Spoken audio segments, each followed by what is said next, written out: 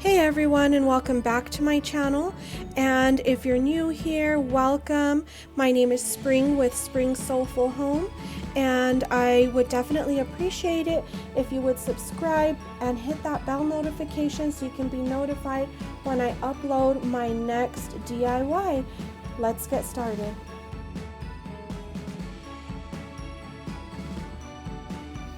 Alright, so as you can see, my dresser was in some very rough shape.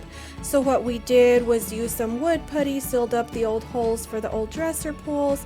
My husband also helped me center where we were going to put our new drawer pulls.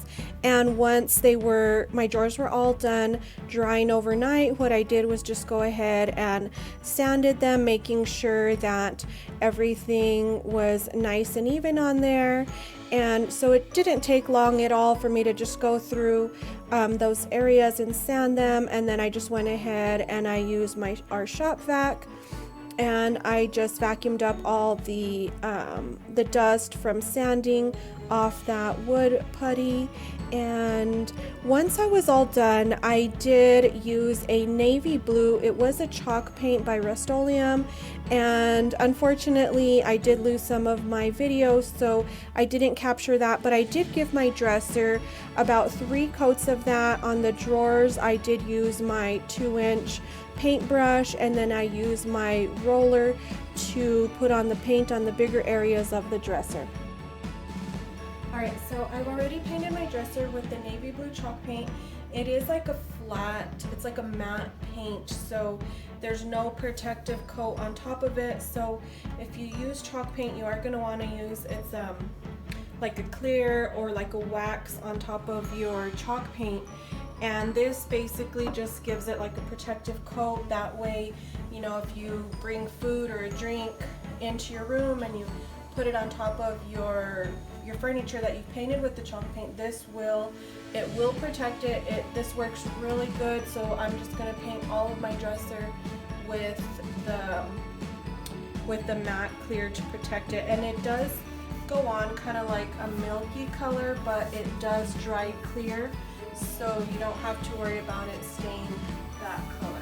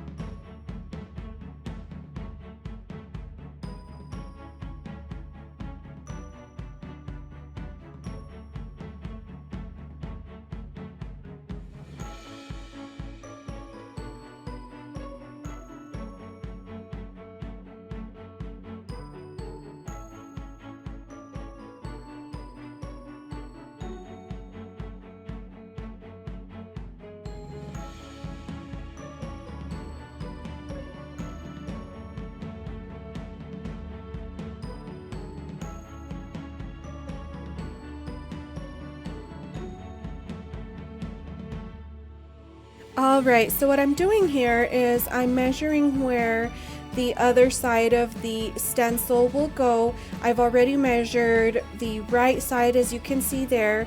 And what I did to start this off, because I wanted to make sure that the stencil, you know, that I wasn't just putting the paint on there. So I measured the pool noodle all the way across from one end of my wall to the other, and then I did leave about a 2-inch space from my wall to where the pool noodle will start. I didn't want the stencil to line up right up against the wall, and then I also just took into account that there were some gaps there, and I measured that out as well. And the other thing here that you'll see is I'm rolling on the paint onto my pool noodle so I can apply it. And my husband came up with this genius idea to put the broomstick inside the pool noodle, because when I first started, it was really flimsy and the pool noodle was just kind of like slipping every time I'd go and apply, you know, the stencil onto the wall. The other thing that I would also suggest is not rolling this on. Just place the pool noodle right flat up against the wall, and you want to just kind of like just press it, you know, in sections. You don't want to roll your hand across it. It will slide. So this will take, you know, some practice, and all of these lines, they're not perfect. I didn't want them to be so perfect. I wanted them to look you know, just a little imperfect. I like the way that looks. So I was really pleased with it, and once I was all done, I didn't like that there was that gap in between each of the 3 sections. So I did cut the pool noodle once I was all done, and I did just go ahead and go over it again. So I really love the way this turned out. And here's my son. I asked him to come and give me a hand, and yeah, he was he was pounding that, and it did come out imperfect, but as I mentioned, I'm not looking for perfection here. I just really love the way it came out, and I do hope that this can inspire you to, you know, just maybe think outside of the box and, you know, get to design your home. So I just wanted to go ahead and show you all what I decorated our room with. And as I had mentioned in my Instagram stories, I had said that I shopped my home for a good majority of the decor that I decorated our master bedroom with. And it's just funny how like we start decorating our house with certain things that we like, and most of the stuff I had, as I mentioned, already in my home. Some of the lanterns that I had, I recently painted them gold, and as I had already finished painting our master bedroom and our dresser, I was just kind of laying there wondering like what kind of decor I had or what kind I could buy right now, just, you know, with everything going on. But I also have a limited budget, so just because of that, I'm really happy with the way everything turned out. I love it, and I just used what I already had in my home. So I'm going to go ahead and show you now what I already had in my home, and then at the last I'll show you the few items that I did go ahead and buy. So this vase here, I bought this years ago and I loved it, and I already had the shells in my in our bathroom. I actually had them in this jar that my son bought me last year. And then these faux leaves, I bought them from Target, and I thought they would just kind of give it a nice little tropical-ish feel. And this seashell here, my mom had given me that, so I've had that in my master bathroom also. And then let's see here. And then these, a friend had actually given them to my daughter, and she just kind of changed her room decor, so I had these in our house. There are 3 of them, and I'm pretty sure they sell these at Target. And then these I bought at Target, and this my son bought it for me at from Target. And let me see here. And then this, I bought it from Wal Mart. It was actually in their clearance section probably back in February. I think I got it for maybe $5. And the candle I bought from Target, that's new. This, I had it, and I know I bought it at Hobby Lobby. And then, let's see here. And then these lanterns, I bought them from Pier 1 like years ago. I want to say probably close to 10 years. And I painted them with gold paint. So I had 2 of those. And then this I had previously bought like maybe a month ago or so from Hobby Lobby. It was like 99 cents. And then those I already had though. So these are the items that are new, and these are the lamps that I had purchased online through Target, and I did not check the dimensions on them. So they were just really small. And they're just really small. And so I thought, you know, they were like $10, I think. And I had already looked around at other lamps, and there just wasn't anything that I had seen that I really liked. And now I saw some that I liked, but these are perfectly fine. And I bought these coasters from Target. I think they were like $12, just so I could put them next to our nightstand. And the pillows, let's see. Let me go ahead and scoot back a little so you can see those. And these 2 I bought at Target. I think they were like $13. So I liked these 2. And then I found this one. I think it was like $13 as well. And I love the texture on it. And then this one, it was a splurge, but I really, really love it. This one was $29, I believe, but it's a big like Euro style pillow. So these were the items that I did purchase for our room.